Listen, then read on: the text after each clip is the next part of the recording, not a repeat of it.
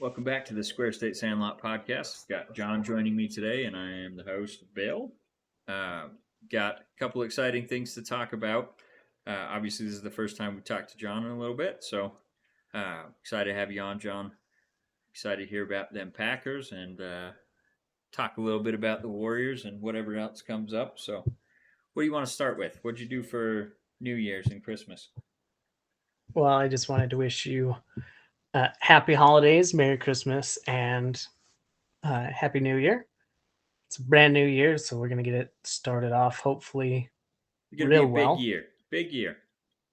I think so. It's going to be a fun year. What did you end up with? Um, Well, we were supposed to have family over for Christmas, but Elijah got sick, so they stayed away, and then we ended up celebrating New Year's with them, with my in-laws. So had some fun with that, and yeah, Anthony was the only one of the three boys that made it to midnight, so he rang Yeah. in the New Year by beating the pot with a wooden spoon. So he had some fun with that, and then we all paid for it yesterday because they were all grumpy and tired. But one one time every year. It's fine. Yep, yep. Well, yeah, they stayed up probably a little too late for Christmas too, just because they were excited. But they're about to go Hmm. back to school, so we're trying to get back into the routine of things. But yeah, it Was was it a a good, good Christmas? good Christmas, good New Year. We got an Oculus Quest, so the boys have been Oh, just loving that, playing Beat Saber, and fantastic. yeah. Now I want the PlayStation one, but I'm gonna wait for the PSVR 2 because it's reportedly going Hmm. to be 4K. So Ooh. that'll be pretty cool. I want to play the Blair Witch. I haven't seen that one. Yeah, I heard it was scary. I bet it's pretty spooky. That movie was crazy. I've seen I've seen a ton of TikToks where people are like screaming and terrifying their children and then like running into walls and doors and stuff. Yeah. Yeah. Um. Yeah. I don't know why people don't get that. Like you're supposed to stay in the boundary because You that's like just lose yourself. the same thing with Cameron. He or no, it was Anthony. He about punched the TV with one of the controllers. I was like, stay back. Yeah, go outside. Although, if he punches that TV, it's about time for a new one anyway, so it'd be a good There you go. excuse. But Yep. um, did you happen to watch the Warriors and the Jazz game? I think it was last night. Yep, I just watched it today and it was frustrating, I want to say, but still good. We ended up with the win, Yeah, but it was would they have a 14-point lead at half yeah, they and had a then just rough quarter. threw it away. Yep. Yeah. But I mean, that's playing without Draymond, so they Yeah. actually played really well on the defensive side. Obviously, they allowed more than 100 points, but um, all in all, it was a good game. Had Wiggins had a great game. Cooled off in the third quarter when the Jazz had that nice little run, but really he was all over the court, and outside of his free throw shooting, he shot very well. So Wiggins, I think, is going to be a huge part of this team, especially going forward. And the big news coming that I think Klay is probably going to play either tomorrow or on the 9th, I think is their next home game after tomorrow. So he's trending well. Looks really good in individual and team drills. Everyone said it looks like he's got his legs back, which obviously that's the final step. He's always had his shot. He's been able to shoot the whole time, but now that he's actually jumping and testing it out, it looks like he's trending in the right direction. I cannot wait to see the reception he Yeah. gets after 950 days or whatever it's been since he last played. So Yeah, just I think the whole league's going to be ecstatic to see him back. Yeah, I mean And it's going to be uh, emotional. I think for yeah, everyone, obviously fans, but especially Clay and his teammates that have been with him through all this. So, um, and I mean, the last time we saw him play basketball in a meaningful game was when he was shooting that free throw with a torn ACL. So, and then Yeah. obviously last season tries to come back and ruptures his Achilles right before the start of the season. So oh, Yeah. it's gonna be huge, and obviously just praying for him to maintain his health through this season and obviously going forward. But that's the exciting thing that's going on. Obviously, they're still playing really well. I think they are now at 30-6. Does that sound right? I'll look it up real quick. No, I think it's 29-7, which 97. close. I Doesn't thought matter. that was the Jazz record, but we'll see I don't real know. quick. But Yeah. what else? I think it Go ahead. I think it shows these last few games with Draymond Green not on the court. It just amplifies how important of a player he is. Yeah. I mean, the defense looks vastly different. Yep. I mean, they wouldn't be the top defensive team without Draymond, and it's not by a little. I can't remember who was saying it, but they were basically saying that Draymond deserves to be in the MVP conversations, and obviously he's doesn't have the numbers in terms of how many points he scores a game. He does have a ton of assists. I think he's averaging close to 10 assists a game, and what he does on the defensive side, you could argue that he should be in that conversation. But at the end of the day, the NBA is a uh, point Yeah, happy league, so I don't ever yeah. see a defensive player winning MVP. But just for when you go by the actual definition of the what the award means, most valuable player, what he means to the team. Obviously, you see with him sitting out against the Jazz, they give up 116 to the Jazz.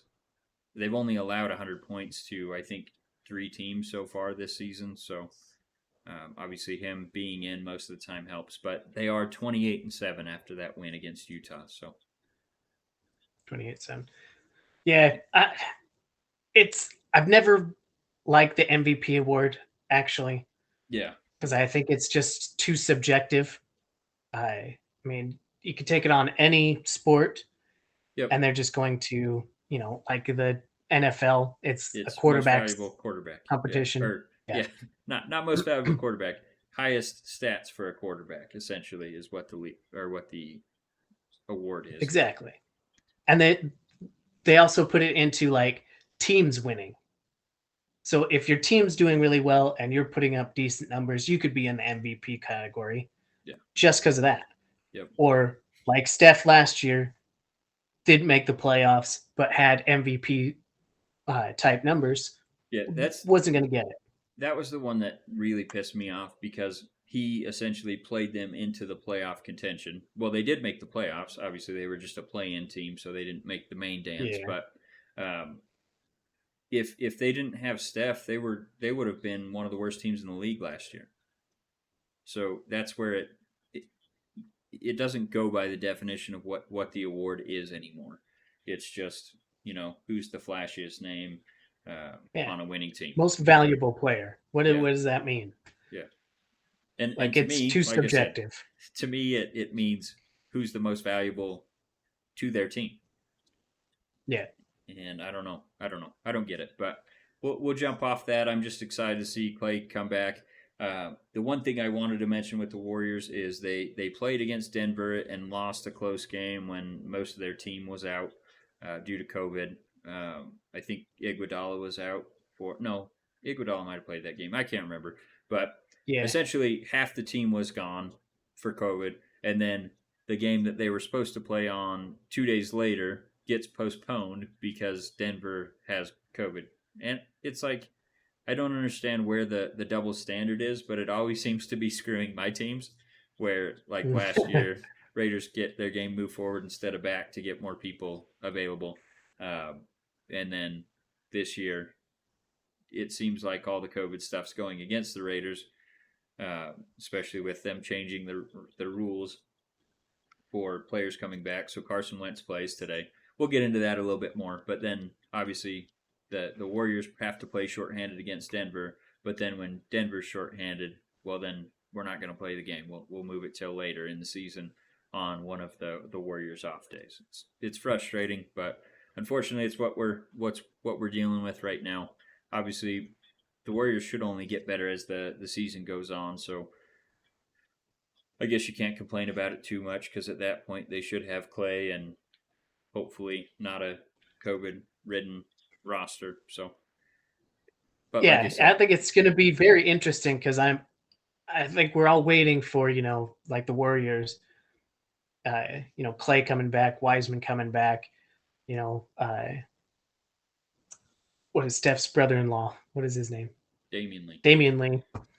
Yeah, yeah, like Jordan more Poole, guys coming back, but there's also like you have to have some kind of COVID like expectation yeah, because it's going to happen. Somebody's going to get. They're not the last players to be thrown into health and safety. yep. So I'm just kind of curious of what Warriors team is going to look like in the next like few weeks, like what the playoffs are going to look like for every team. Well, Because if you have a health and safety problem, like you can't just put pause on the game. yeah, and it used to be 10 days. Now it sounds like they're going to do the same thing. Follow the CDC uh, Guide, advice, whatever. So it should be yeah, 5 days, and they're even doing like the viral loads or something like that for the NBA testing. So they might be able to get people back in quicker than that, even if they test positive but don't have a high viral load. They're doing all that stuff behind the scenes. So, and I know at least with the NFL, once a player tests positive and comes out of protocols, they don't test them again for I think it's 30 days or might even be 90. I can't remember how many days it is. So this might be nice to have early in the season where the Warriors got riddled with COVID, and hopefully it'll be behind them for the rest of the season. Um, but we'll see. Obviously, the situation keeps developing as this virus goes on. I think. Well, let's just say this. I think the worst of us or the worst of it's behind us. So I think the leagues are kind of just saying it's something we're going to have to deal with. Yeah, knock on wood. There knock you go. on wood. But I think the leagues are just saying worst of it's behind us. Let's just play the game. So um, I don't think it'll be a huge factor, especially going into the playoffs when you're looking at what June is usually when they play the playoffs. So May, June, something like that. So anyway, um, moving on from NBA, how about them Packers? Well, it's been a good ride so far, but it's coming into postseason. That's the only time that makes me nervous because Green Bay can win 90% of their games, but there's only one that matters, Yep, and I don't know. It's a like I don't know how it is being a Raiders fan. Like you probably the have like worst. ups and No, downs. no, it's just constant down. Today was a good day. We'll get to that, but it's basically like you just expect the worst because the worst always happens. And as we go into break down the Raiders game a little bit more, I don't know if you saw the play. Were you watching that game? Okay, so the Carson Wentz play where he threw an easy pick and the two Raiders defenders collide and it pops off them and bounces into the guy behind them in the end zone, and so the Colts get a touchdown. I think it was Yeah, T.Y. Hilton. That shit happens to the Raiders all the time. So that's what you expect being a Raiders fan, and obviously they came back and won the game. So, like I said, I'll yeah. talk Like about any that a other little more. fan goes like, "Oh my god, that was insane." Raiders fans are like, "Yeah, Yeah, I mean, why wouldn't it happen? ma- Why makes wouldn't sense." that exact thing Yeah, happen to us? yeah. Two defenders ready to just bat the ball down, go straight up in the air and No, I catches it in mean, the end zone. if just one of them goes for that ball, it's an easy pick. But they both go for Yeah. it, collide, and bounces. I mean, you've known me most of my life, and I've been a Raiders fan the whole time, and it's almost comical. You could make like one of those blooper strips playing the Three Stooges music in the background, just showing Raiders low lights, and I No. mean, I would cry, but most NFL fans would probably laugh from it. Well, see, like this is as a Green Bay fan, they build me up, Yep. right? And this is like the opposite. They build me up straight to the top. Then I'm like, oh, yep, we're making it all the way this year. They got the number one seed. They got the bye week. They play at home, and then they just cut the legs out from under you. And So, it's based on that, are you I expecting a loss against the Vikings today? Because they no, have the chance. they- They have the maybe chance not. to lock up the 1 seed today. Uh, Yeah, they need to win, and they need the Cowboys to lose to lock it up today. Otherwise, it'll have some ramifications into next week. But honestly, like I could care less. They're going to be in the playoffs, yeah, so just make it. You I don't know. You think you want home field advantage. That's the thing you play for. The number one seed. You want a bye week. You want to prepare. You want to get ready. You want to rest. I don't know. the way the Does Raiders it have really played at work? home, I want them on the road this for the playoffs if they make it. I mean, they will be if they Ugh. make it in. But Yeah, I don't know. It's just frustrating yeah, because I'm almost expecting a loss, I and always I come just back don't to that want to expect that. Rick from Pawn Stars meme where they superimposed Aaron Rodgers' head on there. Best I could do, shit on the organization, almost forced my way out, and then take you to the NFC Championship. Yeah, Yeah. But I don't know. I makes mean, sense. I think the way that the NFC is right now, like you guys, the Rams, the Cowboys, and that's probably about it that look like potential NFC Championship team. Um, I think this would probably be a good year for you guys.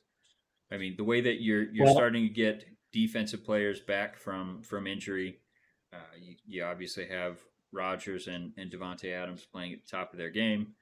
You got Dylan in the backfield, among others. I mean, those are obviously just your star players. But Batakari, isn't he coming back soon as well, or is he already back? oh, Bakhtiari, yeah, Is that how you it's say it? I'm not a yeah, Green Bay Bakhtiari. fan, obviously, but I was like, I don't know who you're talking Batakari. about.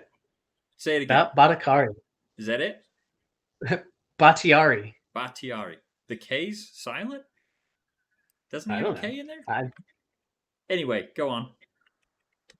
I He's him, healthy. Zadarius Smith, and Jair Alexander are all expected, if not this game, maybe the next one, but for sure the playoffs. Alexander's I going think to be they're huge.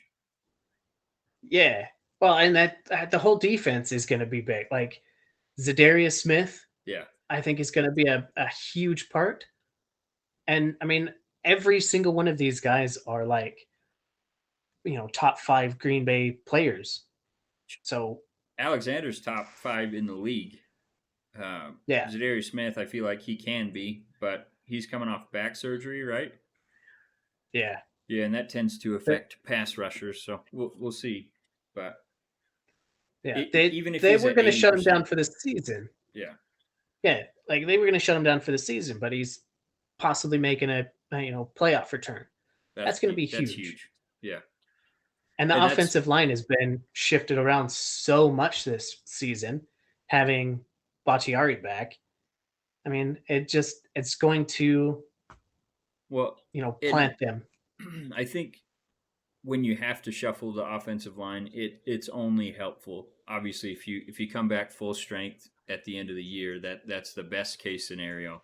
But let's say someone gets hurt in your playoff run, you have that versatility where they've played those positions already throughout the season. So Yeah, that just having that flexibility is huge. So um, no, I think you guys will have a good chance to. I don't think the Cardinals are going to beat the Cowboys today, but I think you guys will beat the shorthanded Vikings, and obviously all you have to do is win next week, or Dallas loses next week, and you'll lock up the number 1 seed. And Green Bay is a tough place to play in the playoffs, so uh, I think obviously I picked the Rams and the Bills to represent the AFC and NFC in the Super Bowl. But would not shock me at all if it was you guys. And who knows? AFC's pretty up for Yeah. grabs right now. So It is kind of weird, isn't it? I Like I mean, you've don't really got have K. a number one team. Yeah, KC looked like they were going to be the favorite going in. Obviously, I think they've locked up the number one seed already in the AFC. KC. Yeah, Kansas City. I thought But that with that loss today, it's still up for grabs. it could be. Yeah, because they only have 11 wins. So, Yeah. and that put the Bengals to 11, if I remember right. No, 10. So, yeah, they've still got one more game to play to lock it up. They've locked up the AFC West already, but not the number Yeah. one seed. So, Arrowhead's a really hard place to play. So, that could be huge if they don't end up locking up the number one overall seed. Bengals beating them was absolutely huge for them going into it. That locks up the AFC North for them.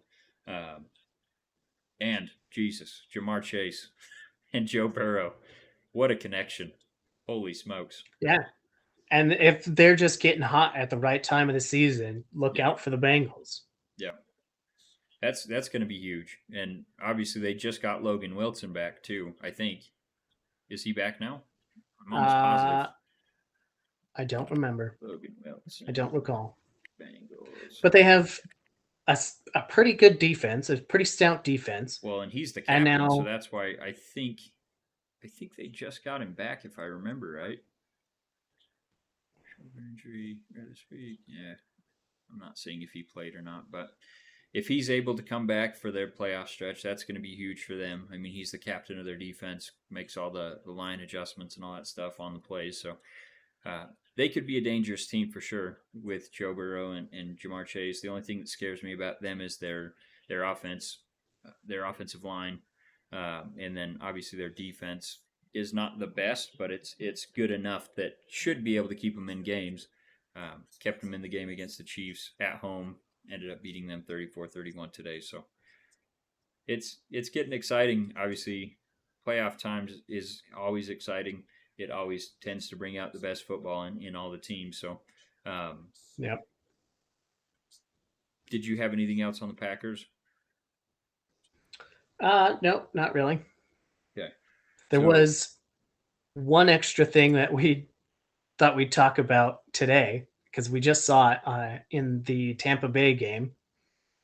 Antonio Brown oh, yeah, had yeah. taken off all of his clothes and threw them into the stands and walked out of the stadium in the third quarter. Yeah. He caught 3 passes in the first quarter and called it quits. Yeah. I don't know exactly what happened, He got but benched. Arians told him to sit down, and that was his reaction to it.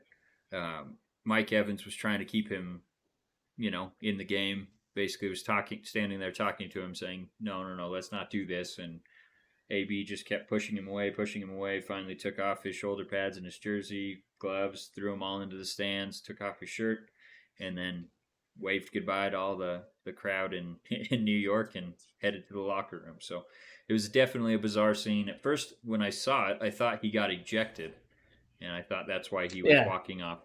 But then they showed what led up to it, and essentially, Arian said, "Sit down," and he stormed off and stood by Mike Evans. Mike Evans intercepted him and said, "Hey, just calm down. Like, let's get this win." And they almost lost to the Jets, so that was pretty surprising. It ended up coming back and winning 28-24. But yeah, no, AB has always been a basket case, and that's one of the things that I think Mike Tomlin doesn't get enough credit for was dealing with his personality and keeping them all on the same page when he had Le'Veon Bell, AB. Uh, I think Juju was a rookie coming into that. So, oof. yeah, I mean, Tomlin was a stud at keeping that. But I think we probably saw the last of Antonio Brown on an NFL sideline. I don't yeah, think Arians is going to tolerate that. So I wouldn't be surprised to see he's been released on, I think Tuesday is, or Monday. No, Tuesday is the first day that they can officially make those, but wouldn't be surprised if something came through before then where essentially they've announced that they're going to release him and then officially release him on Tuesday or whenever they can do that. So, and I don't really see another team taking a chance on him. Do you? Uh, after like, I mean, the Bucks were kind of a late scratch taking a chance on him. Yeah. I think it was only Tom Brady talking him into it that Yeah. really got him. Yeah. I think Nobody really wanted to deal with it. And Tom I pounding the mean, this is table just one last thing. made Arians okay with it. But yeah, I think, I mean, he had his blow up with the Steelers, then obviously the shit show that went on with the Raiders. Um, and yeah, Yeah. I think the Bucks were Nobody. kind of his last stop, but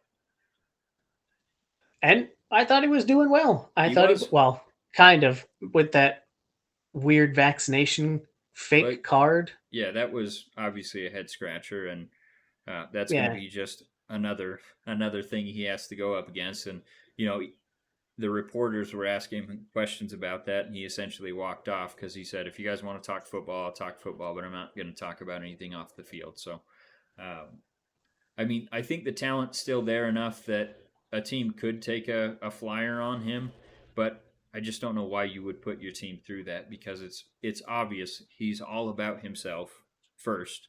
It's not team, it's all AB, and if you don't want to subscribe to that, well then he's not going to be on your team. So Yeah. And I don't know about anybody who wants to subscribe to that. yeah, I mean, Why would you? I Why who's going to be so desperate? I mean, I guess if you had an injury and you didn't have any other wide receivers that were capable and you're in the hunt, then maybe. But I mean, I think he's done for this season for sure.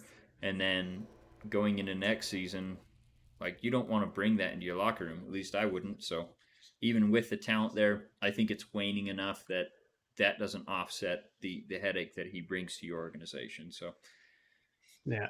I wouldn't personally, but I mean, there are some GMs and head coaches that are looking to save their job and look at him as maybe a talented silver bullet, but I don't know. Yeah, you got to be on the hot seat willing to take that bullet. Yeah. So moving on from AB, we've got my Raiders. Really just surprised the world, I think, today with how they played against the Colts. Jonathan Taylor, Hint. he got his. He did. I think he ended with 120 yards or so rushing, but they were able to limit Carson Wentz to, I think they held him to 55 yards in the first half. Uh, Gave up a late touchdown that, man, I thought that was going to be a dagger because they were up 13-3. They basically, well, Carlson kicked the ball out of bounds to put the Colts at the 40 with a minute left in the half or something. I think it was a minute 19 or something. They drive right down the field, get to the 1 yard line with 13 seconds left. Raiders force an incompletion, almost sacked Wentz on the first play. Second play, he throws a pass towards the back of the end zone. Hobbs broke up the pass, so it's third and goal on the 1 yard line with 4 seconds left. They don't have any timeouts left, so I thought they were going to pass the ball for one more attempt and then kick a field goal. But then I was like, 4 seconds, that's not enough to throw a pass and still have time if it's incomplete. So I was like, I Yeah. think they're going to run it. I think they're going to run it with Jonathan Taylor. And they did, ran to the edge that Max Crosby was on. And the one knock against Max Crosby, I think you could say, is he doesn't contain the edge on run because he's just going all out on the pass. So a lot of times he doesn't hold his edge to contain the run or to scramble. And sure enough, they ran right at him. He goes inside. Jonathan Taylor goes right outside his side. He gets hit at the line, but obviously he'd already put the ball over. So ends up being 13-10 going into halftime. And then they get the ball back, go right down the field and score on the Raiders. So it's 17-13. And at that point, I was like, oh boy, here we go. It's going to be a blowout. Yeah. But defense steps up, and Ngakwe had a sack that forced a punt when the Colts were driving. We get the ball back, score a touchdown, and then allow a field goal to tie it up with about 2 minutes. I think it was minute 53. And then we drive down the field. Renfro has what we thought was a touchdown. Carr avoided a sack on 3rd and 10. Steps up into the pocket, just floats one out to Renfro. Renfro catches the ball, runs, falls down. Yeah. He was actually touched on the cleat, but it didn't look like it in the replay until they zoomed in on the foot. But he got up and scampered into the end zone. So we thought it was 26-20. They review the play. If you figure out he was touchdown on the 24, so the Raiders are able to run the ball 3 times, drain out the clock, call a timeout, and put Carlson out there to kick the game-winning field goal. Carlson has been almost automatic this season, and it was only a 33-yard attempt. He nails it. Raiders go to 9-7, bring the Colts down to 9-7 as well. So just a really impressive performance by the defense. Carr really was not on at all today, but when it counted, he made a couple throws and kept them in the game. So, like I said, can't complain about that, especially going into Indianapolis. That's been super hot lately. They were 9-3 in their last 12 games. So to beat a team that's on that kind of winning streak in their home, just a great win. Obviously, if you can do that to the Colts and the way that the Chargers have been struggling lately, sets up a good potential last game for the Raiders. And if they win, they're in. So it's really up to just them executing their game plan, and if they win, they're in the playoffs for the first time in 5 years. So, Oof.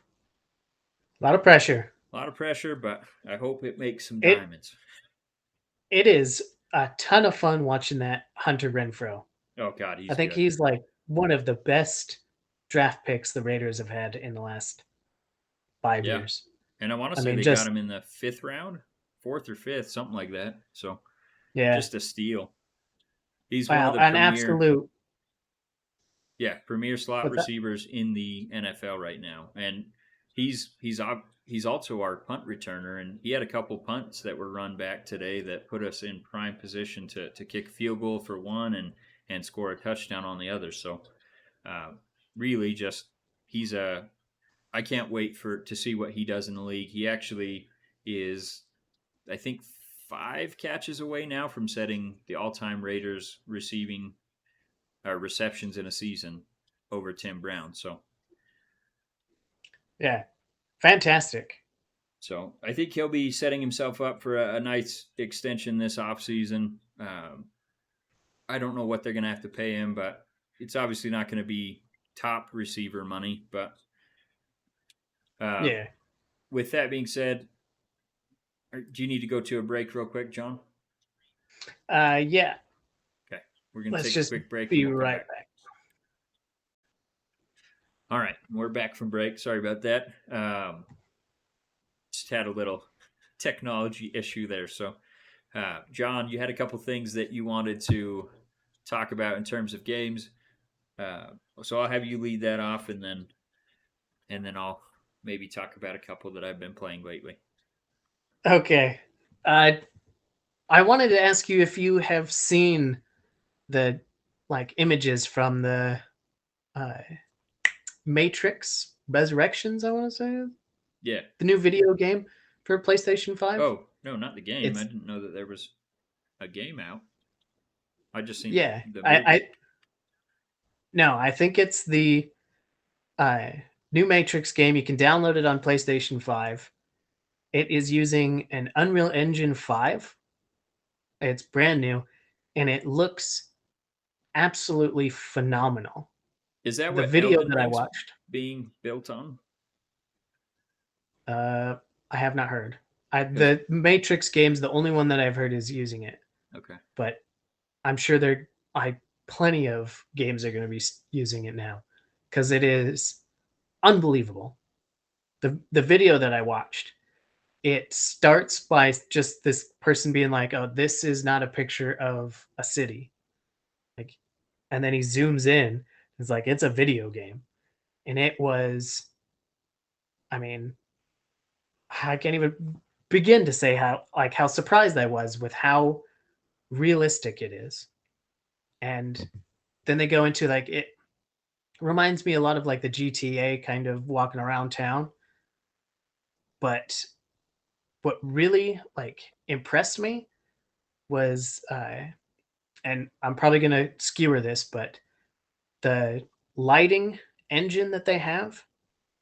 Apparently, games have a hard time with lighting because it can only show like light in one spot, right? Yeah. Well, this has like a life, like a real life sun. So everything that the light touches, it moves with the objects. So like you can see your reflection in water or like the in a car, you can see everything reflect. You can see the color like from the car reflect onto like the side of a building. Huh. So it's just It like a sounds a lot next. like the NVIDIA. What do they have? RTSS or something? The ray tracing stuff that they have built into their graphics cards that most games Yeah, haven't started to use yet. It sounds a lot like that. But I'm looking at the engine right now, just some in-game screenshots and stuff. It looks insane. insane.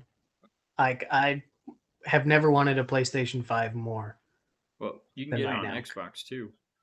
Just has Yeah, to be right. the I mean, the other one. But yeah. the X edition or whatever. Yep.